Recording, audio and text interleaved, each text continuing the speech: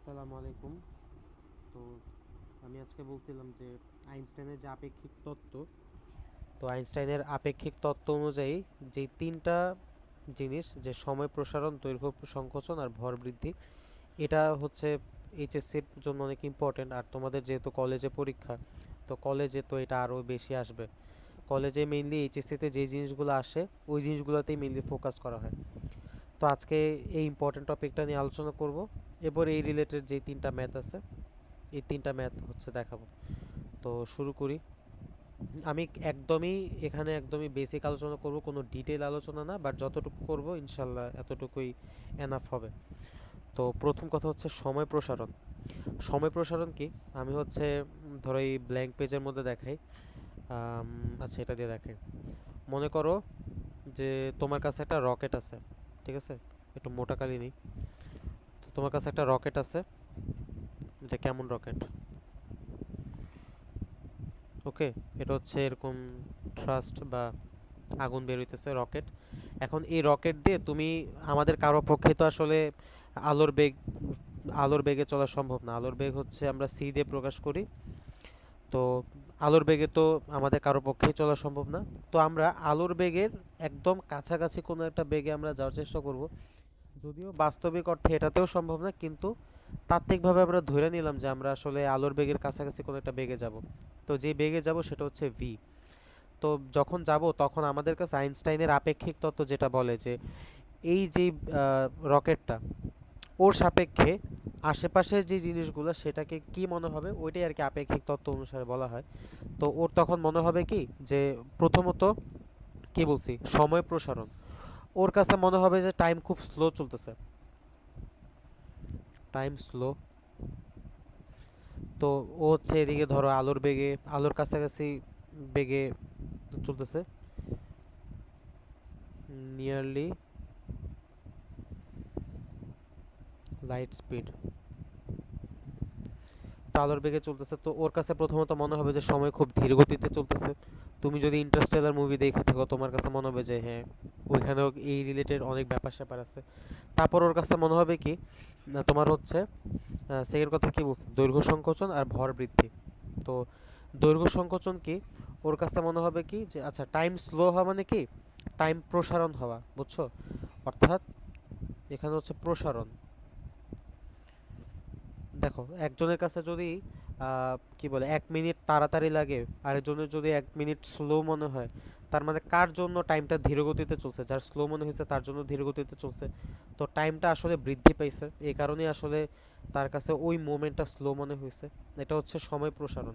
তারপরে ভর বৃদ্ধি। মনে করো তার কাছে ওই বস্তুটা বা তাকে নিজেকেই মনে হবে যে তার ম্যাসটা বৃদ্ধি পাইছে, তার ভর বৃদ্ধি পাইছে। আরেকটা হচ্ছে দৈর্ঘ্য সংকোচন। সে মনে করো যে লাইট স্পিডে যাইতেছে, ধরো এই রকেটটা যখন যাইতেছে তখন অ্যাকচুয়াল এই দৈর্ঘ্যটা হচ্ছে এতটুকু, কিন্তু লাইট স্পিডে যাওয়ার কারণে ওর দৈর্ঘ্যটা আসলে মনে হবে কি আসলে এতটুকু দৈর্ঘ্য। বুঝছো? এটাই হচ্ছে এখন ইনিশিয়াল যে দৈর্ঘ্যটা, অর্থাৎ অ্যাকচুয়াল যে দৈর্ঘ্য, এটাকে আমরা এল নট দিয়ে প্রকাশ করব।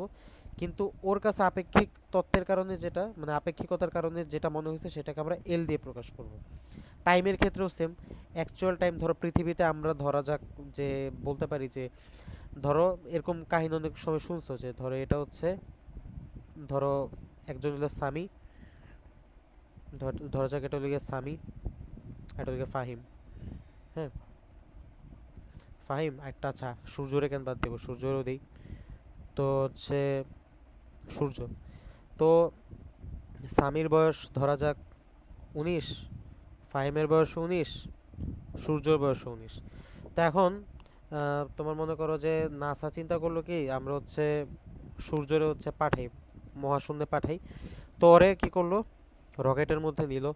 তো রকেটেও কি করছে, লাইট স্পিডে হচ্ছে মোটামুটি ধরা যাক 10 বছর ঘুরে আসছে, ঠিক আছে? 10 বছর হচ্ছে এরকম দুনিয়াদারি ঘুরে আসছে, ঘুরে এসে ওর হঠাৎ করে মনে পড়লো যে না, একটু পৃথিবীতে যাই, একটু দৌড়ঝাঁপ করি। তো যখন পৃথিবীতে আবার ব্যাক আসছে, ওর কাছে মনে হবে কি, সূর্যের কাছে মনে হবে কি, ও যেহেতু আলোর কাছাকাছি বেগে এত হিউজ স্পিডে ঘুরছে, ওর কাছে মনে হবে যে ওর কাছে সময় খুব স্লো গেছে। আর আসলেও ওর জন্য সময় স্লো গেছে, কারণ ও হচ্ছে আলাদা একটা টাইম ফ্রেমে ছিল, ও আলাদা একটা প্রসঙ্গ কাঠামোতে ছিল। বুঝছো? আর ওই প্রসঙ্গ কাঠামোটা অবশ্যই অজর প্রসঙ্গ কাঠামো, কারণ এটা আমি এর আগে ব্যাখ্যা করছি। তো তোমরা অবশ্যই আগের ভিডিওটা দেখছিলা। তো অজর প্রসঙ্গ কাঠামো, তো ওর কাছে মনে হলো কি সময় মাত্র 2 বছর গেছে, ঠিক আছে? তাহলে ওর বয়স এখন কত হবে? 19 + 2 কত, 21। ওর মনে হবে যে আরে আমার তো মাত্র 21 বছর হয়েছে, আমি দুনিয়াতে আসি, কিন্তু এদিকে কিন্তু 10 বছর গেছে গা। তো সামি আর ফাহিম, ওদের অলরেডি বয়স 19 + 10 বছর গেছে পৃথিবীতে, তো ওদের বয়স হয়ে যাবে কত? 29। যদিও তোমরা তিনজনই বয়স সেম, বাট আপেক্ষিকতার কারণে সূর্যর বয়সটা থাইমে গেছিল, বা সূর্যর জন্য সময়টা থাইমে গেছিল। কিন্তু ওইদিকে ফাহিম আর সামির মনে করো যে উড়াধুরা টাইম যাওয়া শুরু করছে।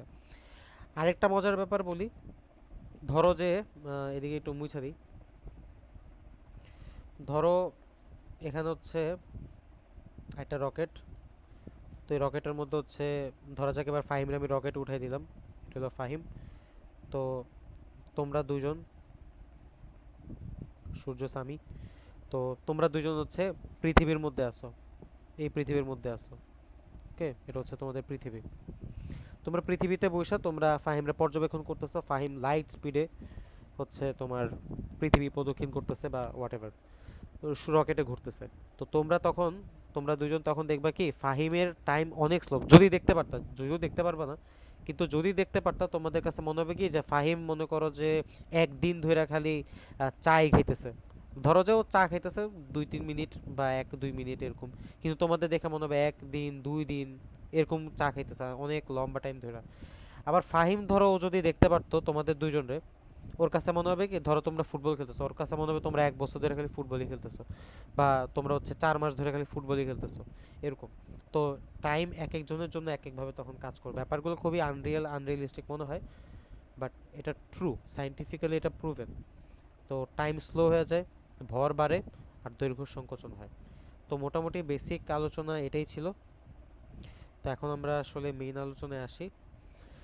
আহ, তো এখানে সময় প্রসারণের সূত্র দেওয়া আছে। এখন এই যেখানে যে টি নটটা দেওয়া, এই টি নটটা কি? আদি সময়। আর এই টি হচ্ছে এই ভি বেগে চলার কারণে যেই সময়টা ওর ফিল হয়েছে সেটা, আর সি তো হচ্ছে আলোর বেগ। এখন এই ভি যেটা দেওয়া আছে এটা কিন্তু অবশ্যই আলোর বেগের খুব কাছাকাছি, এটা কিন্তু খুবই ডিফারেন্ট কোনো মান না। তুমি রাস্তায় দৌড়ালে যেই বেগ, এটা কিন্তু ওই বেগ না, এটা অনেক লাইটনিং স্পিডের কাছাকাছি একটা বেগ।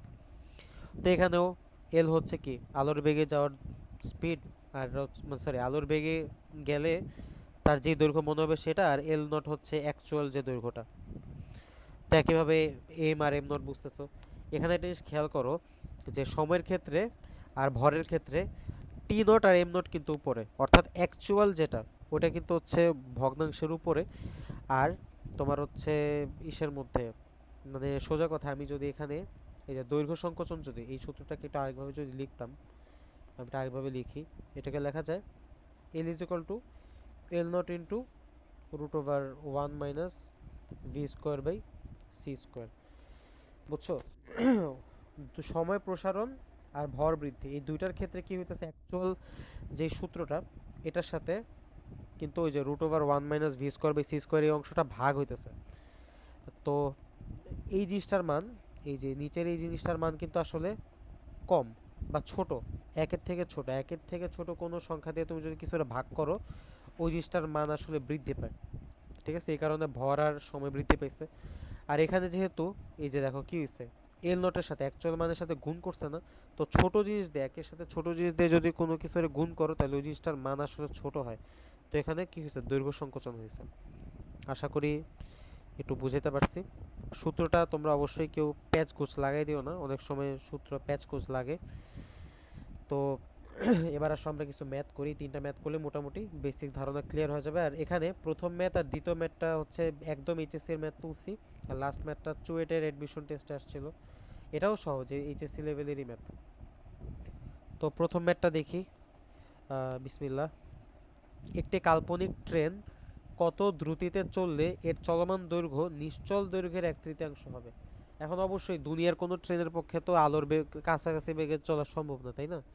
তো এখন বলছে যে কাল্পনিক ট্রেন কত দ্রুতিতে চললে, কত দ্রুতিতে চললে, তো ফিজিক্সে আমি আগেই বলছি যে কি বের করবা আর কি দিয়ে বের করবা সব কিছু মার্ক করবা। বের করতে বলছে কি দ্রুতি, ট্রেনের বেগ বা ট্রেনের দ্রুতি কি হবে এটা তো আমরা জানি না। তারপর কি বলছে চলমান দৈর্ঘ্য, চলমান দৈর্ঘ্য কি ও যখন চলতেছিল ওই টাইমে ওর কি দৈর্ঘ্য দেখে মনে হয়েছে এটা, ঠিক আছে। আর নিশ্চল দৈর্ঘ্য কি এল নট, অর্থাৎ স্থির অবস্থায় কি দৈর্ঘ্য ছিল এটার, নিশ্চল দৈর্ঘ্যের 1/3। ঠিক আছে। তাহলে এখানে কি বলছে, যদি তোমার হচ্ছে এটা দিয়ে আসলে বোঝানো হয়েছে, ধরা যাক হচ্ছে L by L naught is equal to 1/3, এই জিনিসটা বোঝানো হয়েছে, বুঝতেছো কিনা দেখো তো।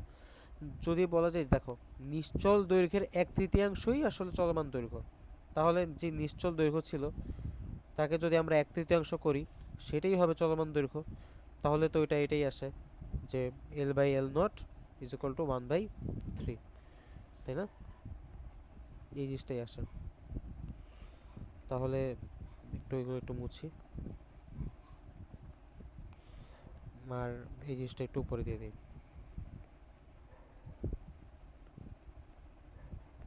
Okay fine.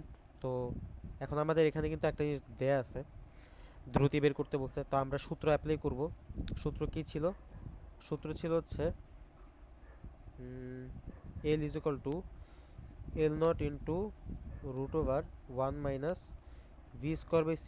তুমি এভাবেও লিখতে পারো, চাইলে আমি বক্স আকারে যেটা দিছি ওটাও লিখতে পারো।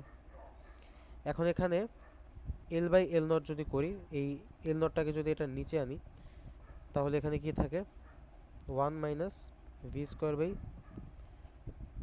By c²। আচ্ছা এটা কাজ করি, হরিজন্টাল করি। আচ্ছা তো এখন আচ্ছা রুট ওভার এখানে অবশ্যই আছে, এই রুট ওভারটাকে যদি আমি সরাই দিই তাহলে উভয় পক্ষে স্কোয়ার আসবে, আর ডান পাশে তো হচ্ছে রুট চলে যাবে। এখন আমি যদি এখানে v² বাই c² করি তাহলে কি হবে, এখানে হবে হচ্ছে উপাশে গেলে 1 - l/l0² তারপরে v² এখানে যদি রাখি তাহলে 1 - l/l0 এর মান কত 1/3, কিন্তু স্কোয়ার যদি করি 1/9, 1/9 ইন্টু c²। তাহলে যদি v বের করতে চাই তাহলে রুট ওভার 1 - 1/9 ইন্টু c² এর উপর রুট করলে তো c হবে, এই জিনিসটা হবে। এখন c এর মান তো তোমরা জানোই, 9 ইন্টু কত জানি 3 ইন্টু 10⁸, c হচ্ছে 3 ইন্টু 10⁸ মিটার পার সেকেন্ড, এটাই হচ্ছে আলোর বেগ।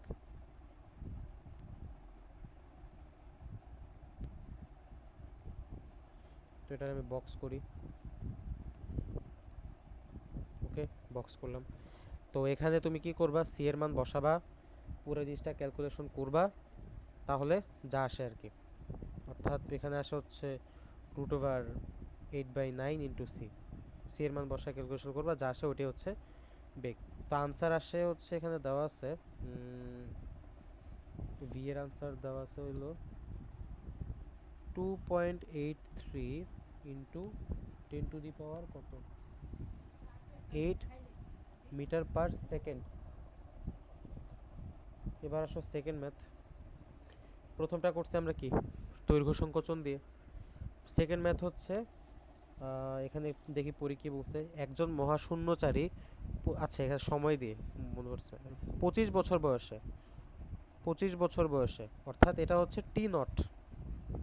আচ্ছা এটা টি নট না, এখানে একটা ক্যাচাল আছে, একটু পরে দেখবা। 25 বছর বয়সে এই যে এত বেগে, এটা দেখো অলমোস্ট নিয়ারলি, যেমন তোমার আলোর বেগ কি 3 ইন্টু 10⁸, এটা 2.6 ইন্টু 10⁸, আলোর বেগের অনেক কাছাকাছি একটা বেগ। তো এটা হচ্ছে ভি, ভি দেওয়া আছে তোমার এখানে, ভি দেওয়া আছে। এত বেগে গতিশীল একটি মহাশূন্যযানে চড়ে ভ্রমণে বের হলেন 40 বছর পর, 40 বছর পর, অর্থাৎ ভূপৃষ্ঠের থেকে কারো মনে হলো যে 40 বছর পর সে পৃথিবীতে ফিরে আসছে, এটা কিন্তু ভূপৃষ্ঠের সময় অনুযায়ী। 40 বছর পর সে ফিরে আসার পর মহাশূন্যচারীর কাছে তার বয়স তখন কত হবে। এখন এখানে ইম্পর্টেন্ট যে যে মহাশূন্যচারী সে আসলে কতটুকু সময় অতিবাহিত করছে। পৃথিবীতে তো গেছে 40 বছর, কিন্তু তার কতটুকু বছর অতিবাহিত হয়েছে। মনে করো তার বয়স তো এখন 25 বছর, তো সে 40 বছর পর পৃথিবীর হিসাব অনুযায়ী সে 40 বছর পর যদি আসে, তাহলে তার বয়স কত হবে? 25 + 40 = কত? 65 ইয়ার্স। এটা হচ্ছে পৃথিবীর সময় অনুযায়ী।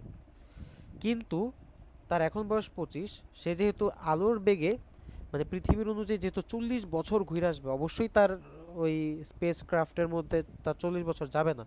ধরা যাক তার মনে হয়েছে সে 10 বছর ঘুরছে, তো 10 যোগ করলাম, তাহলে কত হবে? এটা 35 ইয়ার্স। বোঝা গেছে? এটা কি হচ্ছে? এটা হচ্ছে রিলেটিভিটি। হ্যাঁ, এই আপেক্ষিকতার কারণে তার যে বয়সটা বা তার যে সময়টা অতিবাহিত হয়েছে ওইটাই হচ্ছে তার আসলে তার সাপেক্ষে তার বয়স। আমাদের তো মনে হবে যে সে 40 বছর অতিক্রম করছে, কিন্তু তার মনে হবে সে 10 বছর অতিক্রম করে আসছে। তো এটাই আমরা করব। এই ম্যাথগুলো করতে আমার পার্সোনালি খুব মজা লাগতো, তোমাদেরও মজা লাগবে। আমরা একটু করি। তো প্রথমত তোমাদের একটু সূত্রটা একটু বারবার প্র্যাকটিস করা লাগবে। সূত্রটা জাস্ট আগেই লিখবা। সূত্র কি ছিল? এই কি করে, সূত্র ছিল হচ্ছে T is equal to T naught 1 - v² / c²। তো এখানে আমাদের কি বের করতে হবে? আমাদের হচ্ছে দেখো এখানে বের করতে হবে, এখানে কিন্তু দেওয়া আছে 40 বছর পর। ঠিক আছে, পৃথিবীর অনুযায়ী সে 40 বছর অতিক্রম করছে। এখন মহাকাশ যানের অনুযায়ী সে কত বছর অতিক্রম করছে সেটা বের করতে হবে। তাহলে টি নট কিন্তু আসলে 40 দেওয়া আছে, টিটা বের করতে হবে। টি নট দেওয়া আছে 40, 1 - v² দেওয়া আছে। সি তো হচ্ছে, আরে দূর, সি তো হচ্ছে আলোর বেগ। সি এর মান বসাবা, ক্যালকুলেশন করবা, যা আসে এটার মান আসবে হচ্ছে, আমি যদি বইলা দেই,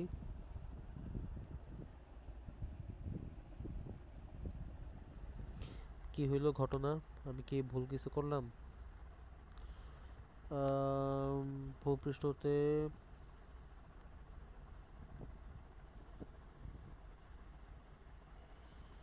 এমন তো আসার কথা না। সময়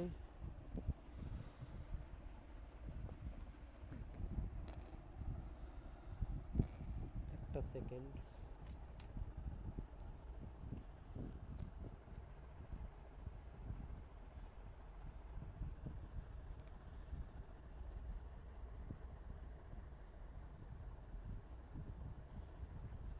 এখানে এখানে কি করছে তাহলে?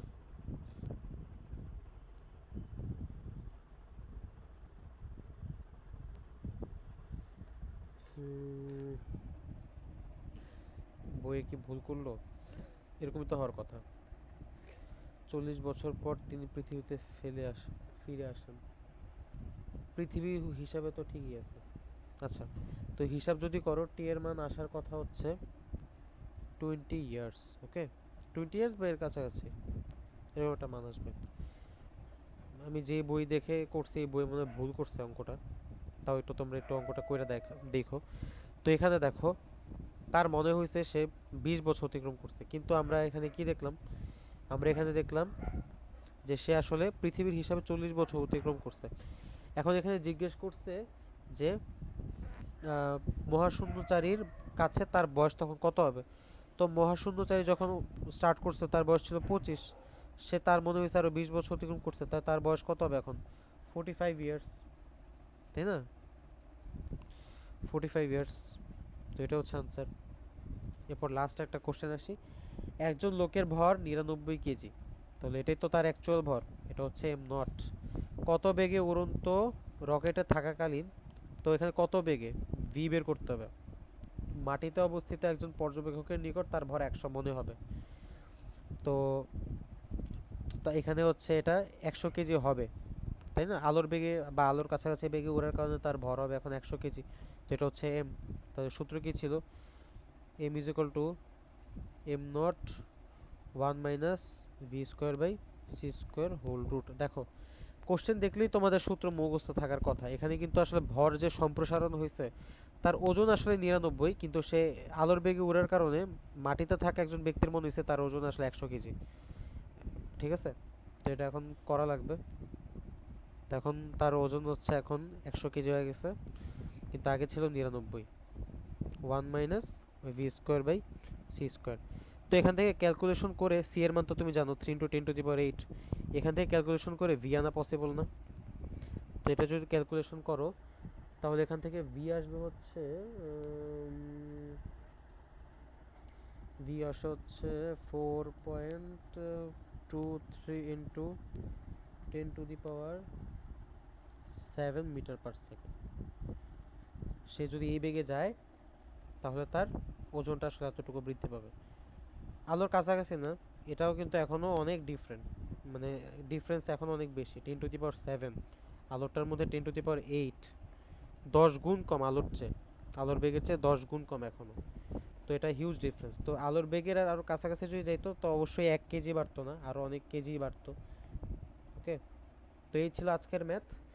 তো তোমাদের কাজ হচ্ছে বোর্ডে আসা বাকি সব ম্যাথ করবা, ঠিক আছে? এটা সামি আর ফাহিমের জন্য তো বানাইছি, সূর্যর পরবর্তীতে অবশ্যই লাগবে।